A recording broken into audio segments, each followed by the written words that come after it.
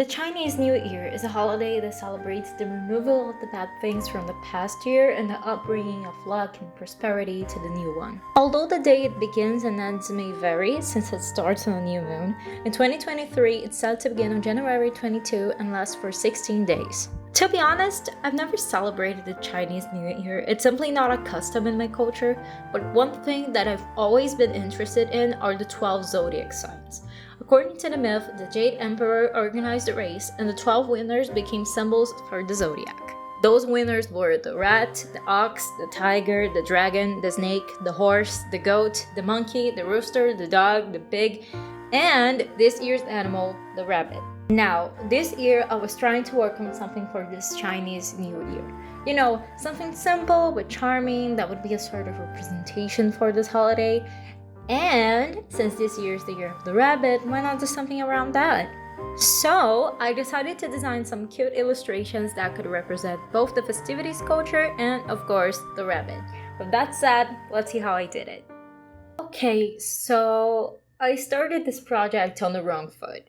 Instead of, looking up at references, building up mood boards, no, I just started doodling rabbits because why not? And yeah, most of them didn't turn out great, except for this fella. Just look at him, it's so cute. The truth is, I wasn't really thinking on the festivities themselves too much in the beginning. And yeah, it got to a point that I couldn't just be sketching forever, so I decided to build up a mood board. At first, it was just for referencing aesthetic, and color, and some art styles, but when I looked at this very image right here, I just went, bunny lantern! And with that, I decided to search some other aspects of the Chinese New Year, like food, traditions, etc. With the idea more set in stone, I started sketching for real this time. So with the rabbit lantern, I was inspired by those very traditional lanterns you probably have seen before.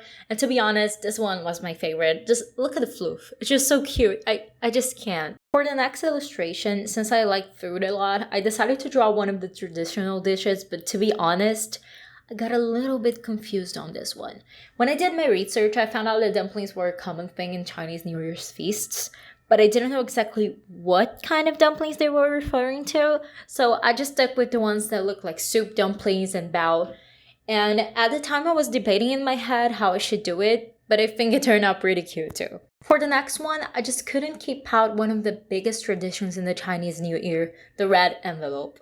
I was struggling a little bit on how to put the rabbit on this one, to be honest, and the references that I found, I just couldn't tell which ones were legit, which ones were fake weird ones, and I just didn't know how much I could trust them. So I tried doing those weird rabbit glitters, but they clearly didn't work out, and in the end it ended up being much simpler than the others. So after that, I just rearranged the sketches I'd keep since the weird distorted rabbits were taking too much space and started on my final illustration. I actually got really proud of this one too. I decided to do a firecracker and a rabbit-shaped flame. It was way more complicated than what I thought it would be. As you can see, it looked like a cat, it looked like a bunny. It was a little bit weird. But yeah, in the end, I think it ended up pretty fun. So I really liked this first sketch, as I said before, and I really wanted to keep it, but I just didn't know what to do with it at all. But then it hit me. Why don't I just write down Happy New Year in Mandarin?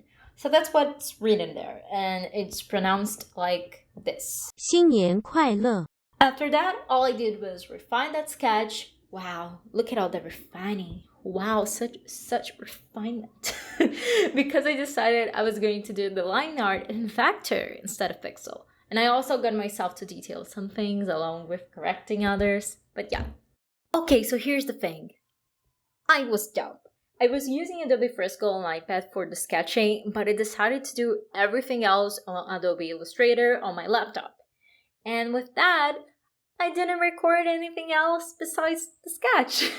And so, behold, boring photos and weird zooms and me explaining how I did things. So one thing that I really wanted to focus on was the line art's weight, so more thick on the outside and thin on the inside. And I also focused a lot more on getting everything symmetrical and lined and pretty. And I just love how easy it is to align things in Illustrator. It's just really good. With the line art done, I set a new layer and started putting everything in grayscale. Since the way of coloring things in vector is different than coloring in pixels, I used this stage to put the shapes that would fill the illustrations properly, while also trying to define where the light and dark parts would be. The color weight ended up being a bit different in some areas, but that's because I only chose the color palette after this. And with that, it was done!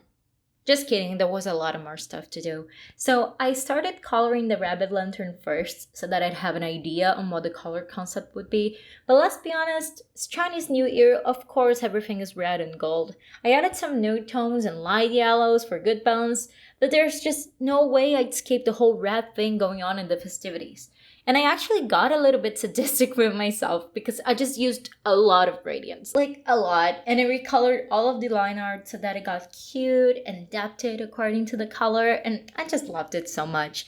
At the end, I added white outline in all of them to give it a sticker look. And it really made them pop. And the moment you've been all waiting for, the final results.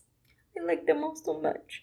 Of course, I have my favorites. Yes, rabbit lantern sleigh. But it was really fun to do overall, and I ended up learning a bit more about the Chinese New Year and their traditions, so I ended up pretty satisfied with the results. So, that was it. I hope you enjoyed seeing my workflow, and I really hope you enjoyed the final illustrations like I did.